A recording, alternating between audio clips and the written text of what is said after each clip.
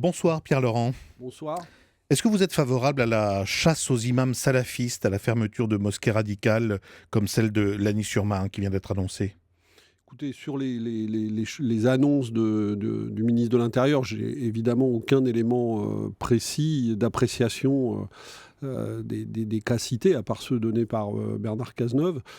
Sur le principe. Mais si des faits graves, et ça semble être le cas, sont avérés, oui, ça peut être une mesure nécessaire. Elle ne doit pas conduire, évidemment, et malheureusement c'est parfois le cas, là je ne parle pas du ministre de l'Intérieur, mais au-delà, elle ne doit pas conduire à une dérive qui viserait à globaliser le jugement sur les mosquées, sur l'exercice de ce culte dans notre pays. Est-ce qu'il faut aller jusqu'à exclure du territoire ces imams qui pratiquent des prêches radicaux et qui dévoient d'une certaine manière le Coran en essayant d'influencer les plus jeunes parfois? Écoutez, il y a un droit français qui peut s'appliquer s'ils sont résidents sur notre territoire. Bon, et ensuite, il faut suivre les procédures judiciaires. En la matière, il n'y a pas de mesure qui peut s'extraire des procédures judiciaires normales devant de telles situations. Que pensez-vous de ce qu'a dit ce matin Nicolas Sarkozy, qui était assis à votre place, et qui affirmait que le pouvoir et François Hollande avaient sous-estimé les conséquences des frappes en Syrie en termes de sécurité pour la France? Je crois que c'est beaucoup plus compliqué que ça. Et puis, Nicolas Sarkozy est assez mal placé, lui qui a engagé une guerre en Libye, qui a détruit ce pays en le laissant totalement à l'abandon et dans le chaos, pour donner des leçons en la matière. Ce qui est certain, c'est que on sait que les frappes ne sont pas en elles-mêmes la solution aux très graves problèmes que nous avons à régler sur le chaos et la guerre dans la région. Et je ne pense pas qu'on puisse chercher à exonérer les attentats terroristes avec de tels arguments. Il faut réfléchir plus profondément à la manière de combattre la progression de Daesh, et les frappes ne peuvent suffire à cela, loin s'en faut. Et même si elles ne sont pas accompagnées d'une mobilisation internationale qui se donne d'autres objectifs pour la région, elles peuvent avoir des effets contre-productifs. Mais on prend le risque d'augmenter justement la menace en termes de sécurité intérieure? Mais la menace, elle est préalable à cela. Elle est dans le projet politique qui est conduit par Daesh, qui est un projet politique pour la région, et au-delà, un projet politique qui vise à entraîner d'autres pays dans la guerre et dans la confrontation. Donc la racine, elle est là. Mais comment la combattre? Ça passe par l'isolement économique, politique, militaire de Daesh. Et les frappes ne peuvent pas suffire à régler ce problème. Il y a beaucoup d'autres questions à traiter. Pierre Laurent, les élections régionales approchent, c'est dans 4 jours maintenant. Pour vous, pour les communistes, quelle est la priorité à l'occasion de ce scrutin? Est-ce que c'est de laisser s'exprimer dans les urnes un certain mécontentement vis-à-vis de la politique économique et sociale du gouvernement? Ou est-ce que c'est d'empêcher l'arrivée éventuellement au pouvoir du Front National dans certaines régions comme le Nord ou Je PACA? crois que la priorité, c'est surtout de veiller à ce que ces pouvoirs régionaux, qui vont être très importants demain, soient mis au service d'une république solidaire. On ne construira pas une république solidaire et fraternelle en France, fière de ses valeurs, si on ne développe pas dans chaque région des politiques publiques qui soient des politiques publiques de solidarité. Et c'est ça l'enjeu de ces élections, parce qu'on va élire des conseils régionaux pour 5 ans. Donc il faut y penser évidemment le 6 décembre. Pour moi, ça passe par écarter de la prise de ces pouvoirs la droite et le Front National, et y installer des majorités régionales dans lesquelles les idées de vraies politiques de gauche, celles que nous portons, auront vraiment de la place. C'est ça l'enjeu, et c'est aucun autre enjeu qui se joue le 6 décembre, mais il est déjà énorme dans la situation actuelle. Mais face à la menace FN qui nous est confirmée par un certain nombre d'enquêtes d'opinion, est-ce qu'à votre avis, le désistement républicain dont on parle en faveur de la liste de gauche ou de droite qui arriverait en tête au premier tour est quelque chose d'envisageable et même de Mais souhaitable?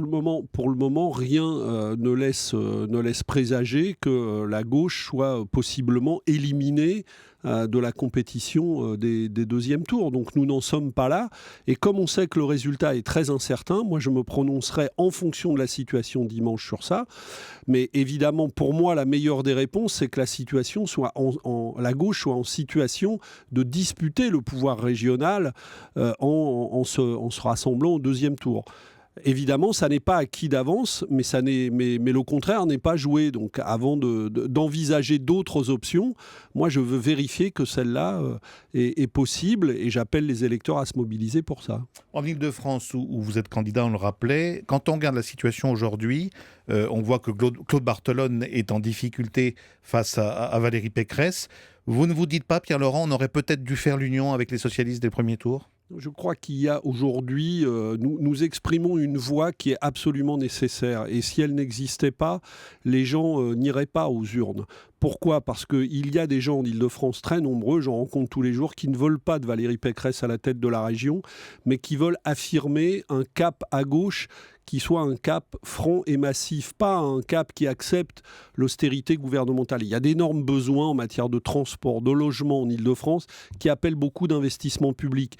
Il faut donc faire sauter le verrou de l'austérité, pas seulement pour la sécurité, mais pour les politiques publiques dont on a besoin en Île-de-France. Cette voie-là, nous la portons. Et plus elle sera élevée au premier tour, plus on se donnera des chances pour une victoire possible au deuxième. Et je crois que si notre liste n'avait pas été là, eh bien, la région serait déjà perdue et serait déjà donnée, les pronostics donneraient déjà Valérie Pécresse gagnante à coup sûr. C'est parce que notre liste existe que nous allons avoir un deuxième tour disputé en Île-de-France. Mais l'union pourra se faire entre PS et PC entre les deux tours, on l'imagine. Écoutez, on sera probablement dans la situation où aucune des listes de gauche présentes au premier tour ne peut l'emporter seule, puisqu'il y a trois listes qui devraient faire des scores importants, celle de Claude Barthelone, la nôtre, la mienne, et celle d'Europe Écologie Les Verts. Donc nous discuterons d'un possible rassemblement de ces listes si c'est nécessaire pour battre Valérie Pécresse. Je me projette un peu plus loin. Est-ce que Jean-Luc Mélenchon est-ce qu'il est encore le meilleur candidat pour porter les couleurs du Front de gauche en vue de la présidentielle de 2017 ? Ouais, vous savez, après ce qui va se passer aux élections régionales, on sera dans une période politique nouvelle. Et nous allons avoir une tâche énorme de reconstruction à gauche. Donc il faudra des leaders nouveaux. Il faudra de toute façon du renouveau et il ne faut pas commencer par débattre de la question de la candidature. Vous savez, il y a même des dirigeants du pays socialistes qui envisagent, semble-t-il, d'aller vers des schémas qui ne sont pas des schémas de gauche, et je pense singulièrement à Manuel Valls.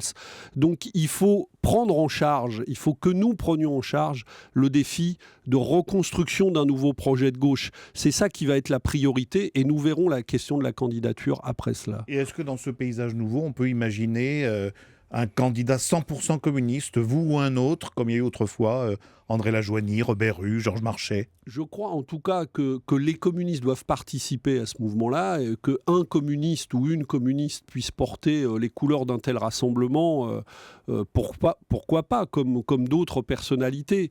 Mais je pense que cette candidature doit être une candidature qui rassemble des forces très au-delà du seul parti communiste. Et je répète, ce n'est pas la personnalité qui doit le décider, c'est d'abord le projet commun qui doit nous rassembler. Une dernière question, Pierre-Laurent. Les salariés d'Air France poursuivis pour les incidents qui ont eu lieu en octobre lors du comité central d'entreprise vont être jugés le 27 mai prochain. Selon vous, est-ce qu'ils doivent être condamnés ou au contraire graciés ? Ils devraient être relaxés immédiatement. Je regrette que ça ne se soit pas passé aujourd'hui. J'étais à leur côté tout à l'heure à la manifestation qui a eu lieu devant le tribunal. Je pense que la direction devra abandonner ses poursuites et les salariés devraient être relaxés. Il est absolument incompréhensible qu'ils continuent à être traînés devant un tribunal, qu'ils soient menacés de peine de prison quand on sait ce qui s'est passé ces dernières semaines.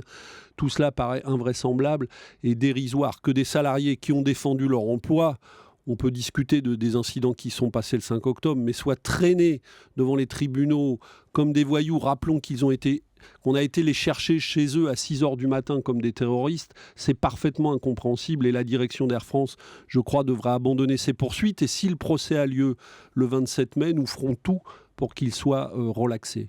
Merci Pierre-Laurent. Merci à vous.